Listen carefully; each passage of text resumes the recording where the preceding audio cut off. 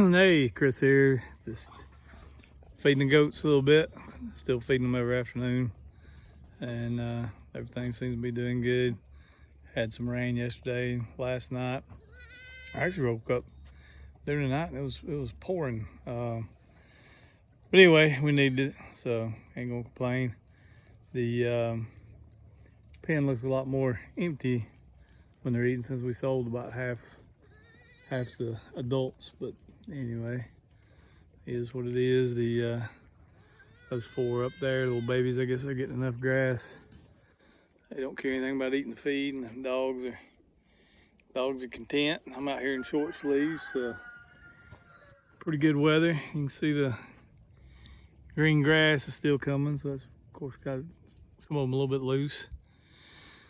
So me and Sandy both were off today, so we've been working around the house and getting some stuff organized and just trying to keep moving forward, I guess. I don't know how else to say it, but anyway, I hadn't done a video this week that I think that I can remember anyway, so thought I'd shoot a real quick one. It's a little muddy in here, but not bad. And like I said, you can look over there, some of those babies, you can see that they're a little nasty on the butt, but we'll probably next week or so go ahead and get everything up, warm them, and or warm the ones that need it, not everything, but warm the ones that need it, and get their scrapey tags on.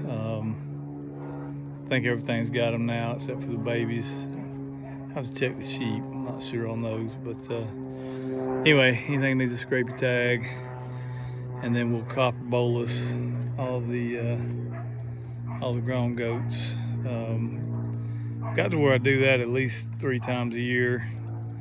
So we do it once this late winter, early spring, and do it again sometime in the summertime, and then come in again October and November.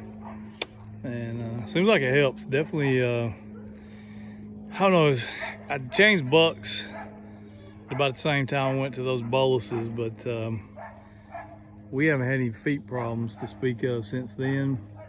But the buck that I was using came from a line that was known for improving the feeding goats and Kikos, so I don't know, maybe a combination of both. But and I don't worm everything. Last year, I think it was in the summer worming, we didn't worm anything. I mean, I checked the eyes on all of them. Everything was bright pink. So, and I'm sure that, like I said, I think the boluses help some with that too.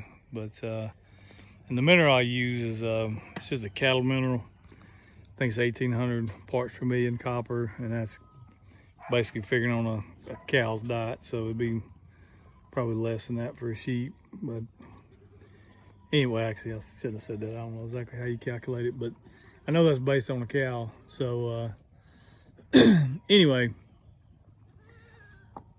I think the copper boluses help, because I don't think our mineral is quite high enough for the goats. And I know a lot of people say sheep don't need any copper.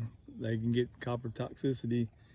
But I did a bunch of research, and a lot of people were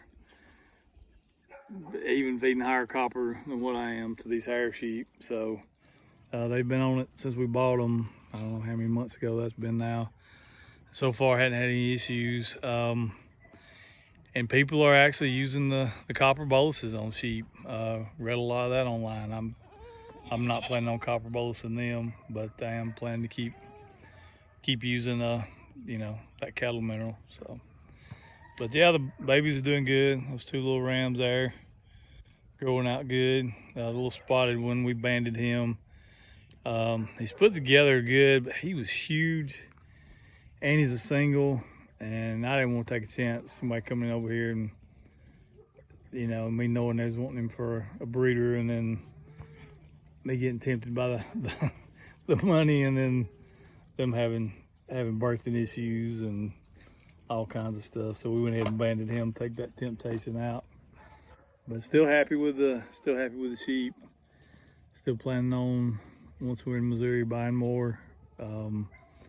I'm not gonna say I won't buy any more goats. You know, if we found, you know, 20 or 30 that's been managed similar to us, you know, and the price was right, you know, probably would. Because we got a lot of brush out there, and they're definitely gonna do a better job on the brush than the sheep. From what I've been told, like I said, I ain't got that much sheep experience to know. But yeah, I'm excited to get them on larger area and to see how it does. And we'll change our breeding time. So instead of kidding in the middle of winter, December, January, plans are now to move it to April. I know a lot of people out there are saying May, but I don't know. I'll try it in April next year. If that works, yeah, we'll probably leave it there. If it doesn't, then I'll adjust it one way or the other. But their weather so far has not been that much different from here. I mean, we could have 1st of January, we could have easily have kidded and not had any issues because they may have actually been a little bit warmer than us. And then of course we had that when we were having our real cold spell, they were, and they were definitely colder then. I wouldn't want to have been kidding here or there during that snap. So I think it makes sense to, like I said, move it to later in the year, and you know, no sense setting yourself up for failure. Give yourself the best opportunity you can to succeed. So, well, anyway, that's my quick little update. I'll try to start doing a better job of doing 1 or 2 a week, and we'll start adding some different stuff. You know, as I start doing more fence work and this and that, I'll try to add more than just me standing here talking and filming goats. And so we'll see how it goes. But anyway, thanks for watching.